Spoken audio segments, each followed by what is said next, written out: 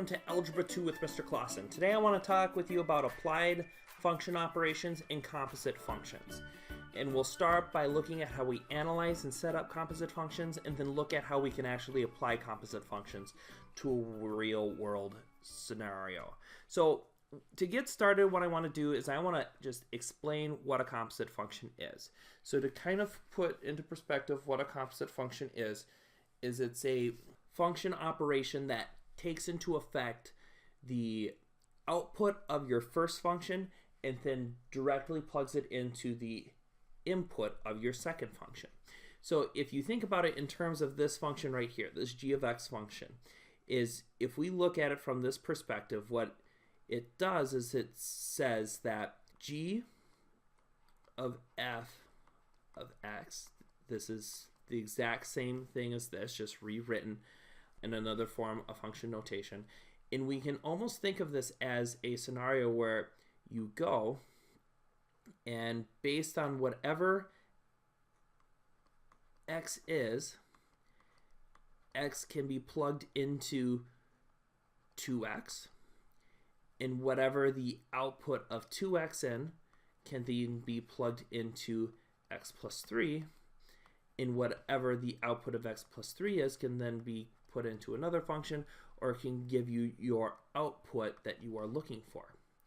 So whenever we're looking at a function like g composite of f of x, the open circle here is the unit that's used. It's sort of like multiplication, but it's not. It's clearly different in terms of how it looks. But if we want to evaluate this and set up the composite function, it's going to be very similar to what we did in the previous video. So if we look at g of f of x, what we want to do is we want to be able to say if f of x is equal to 2x, we want to be able to substitute this function of f of x in here, which we know that's equal to 2x based on what I have given up here. And what this allows us to do is that we can then evaluate g of x, but in terms of 2x. So we see that g of x is equal to x plus 3, but instead of being g of x, it's g 2x. So what we're going to do is replace all the x's with a 2x. So in this case, we'll plug 2x in for x. We'll add the 3. And then the composite function for g of f of x would just simply be 2x plus 3. And what's really useful about this is it takes into full effect what happens with f of x first, and then dominoes that effect into g of x. Because what we'll see with f of g of x, or f composite g of x, is that the opposite order of operations would occur. We would go and we would plug in x plus 3 for g. So if we substitute that in and we say f of x plus 3, we then go and we would plug x plus 3 in for x. So we would go 2 times x plus 3, distribute that 2 accordingly, get 2x plus 6, and that would be your output if you flip the operation. Okay, so this can be really useful for unit conversions and a lot of different environments that you want to convert one thing to another, and we'll show an example of that. So if g composite f of x is 2x plus 3, which we just showed earlier, one of the things that we can do with this is once you use Excel or a computer program to find this new function based on the composite operation, is we can simply evaluate at a given value. So g of f of 3 would allow us to just say plug 3 in for x, because it doesn't matter at this point. If we understand that the new function of the composite function between g of f is just simply 2x plus 3, we can start evaluating at given values. So once we see that, we can go 2 times 3 plus 3, and we would see that this would equal to 6 and 3, which would equal to 9. And the same thing would occur as usual. Now, if you wanted to go through the whole thing because, maybe you only need to do this calculation one time and not hundreds of times, which you could do with like Microsoft Excel, you would get the same output. So a composite function of g of f in terms of 3, what you're doing here is we can rewrite this as g of f of 3. And again, f of 3, kind of as we've shown in the past, 3 plugged into this function would just simply be f of 3 is equivalent to 2 times 3, which is equal to 6. So the output of f of x when x is equal to 3 is 6. And then we would go g of 6. And if we plug 6 in for the g of x function here, 6 plus 3 is equal to 9. And the same thing that we got here. So whether we use a composite function to do both of these function operations and combine them together into one, or whether you go and you manually plug in each function together, allows you to go and find these specific values, which can be really useful depending on what you're trying to do. And again, I have another situation here where we can do the same thing. We can go 2 times negative 2 plus 3. Negative 4 plus 3 is equal to negative 1. And that would be all you would need to do to evaluate this composite function. Once you have it set up, we can plug it into a Excel spreadsheet or something of sorts and just go and plug it in. So your question might be, where do we actually use this? Well, I'm glad you asked. So where we can apply composite functions to real world scenarios is currency manipulation. We can look at it in terms of maybe unit switch up. So if you want to convert from molar mass to moles or something like that, these would be all types of composite functions whenever you're doing a number of steps. So I want to look at this specific example where you can suppose a function of a of x is equal to 0.12x represents the number of US dollars equivalent to x Chinese yen, and the function m of x is equal to 9.14x represents the number of Mexican pesos equivalent to x US dollars. Write a composite function that you can use to convert the number of Mexican pesos equivalent to x Chinese yen. Then use your composite function to find the value of Mexican pesos in terms of an item that costs 15 yen. Okay, so you have a multi-step problem here. So the first thing that they ask is to set up a function that can convert Chinese yen into pesos. And then we want to be able to go and figure out how many pesos 15 yen is equivalent to. All right, so two separate steps.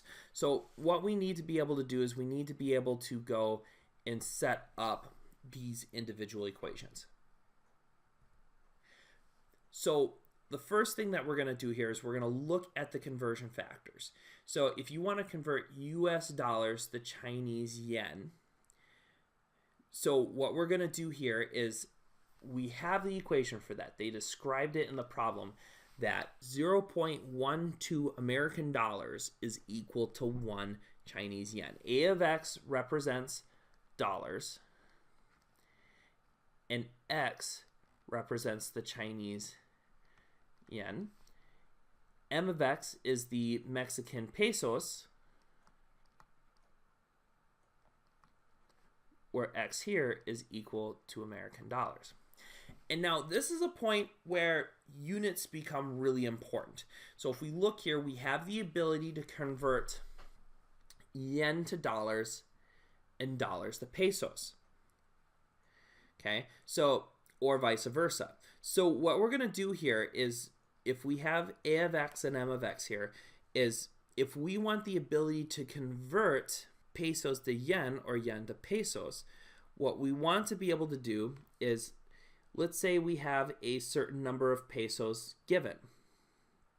Okay, and we say that you have pesos, and we can go to American dollars. We can go from pesos to US dollars using the m of x function. Okay, I'm just following the money, the types of money. and I can go from US dollars to the Chinese yen using A of x. So hopefully what you can see here is the starting of a composite function type scenario.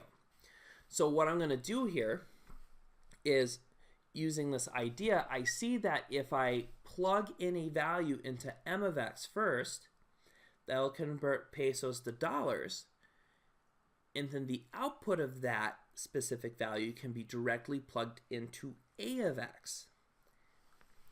So what you should see here is if we set up a composite function and go A of M in terms of x, what we can do is we can plug in a value in here and find a conversion factor between pesos to yen. And you can see that the American currency is going to be the bridging factor, right? Because it's the only equation, or it's the only type of currency that's represented in both functions, all right? So what I want you to see here is that, you know, you have this currency, M of x is going to be the number of Mexican pesos, okay? So if we go and we rewrite this, we go A of M of x, well, M of x is pesos. After this operation occurs, it'll be turned into dollars, which then goes into the second equation, and then the dollars get turned into yen. And what we can do is, since the units are being accounted for accordingly, we can substitute 9.14 in for M of x, 9.14x specifically, and then we can plug this into the A of x function, which is 0.12 times 9.14x. And if you feel like, oh, why is there still an x function? Well, that's because we're still doing everything in terms of x here. And what we are doing in this particular instance is we are trying to create a function that does two steps in one. We are doing an operation that converts pesos to dollars and then dollars to yen, all at the same time. So if we multiply these two factors together and we want to know what this is all equal to, the conversion factor is simply equal to 1.0968x. And this would be your A of M of x. And whatever x number of yen that you put in tells you how many pesos something is equal to. So we can see that pesos have a little bit of given value here.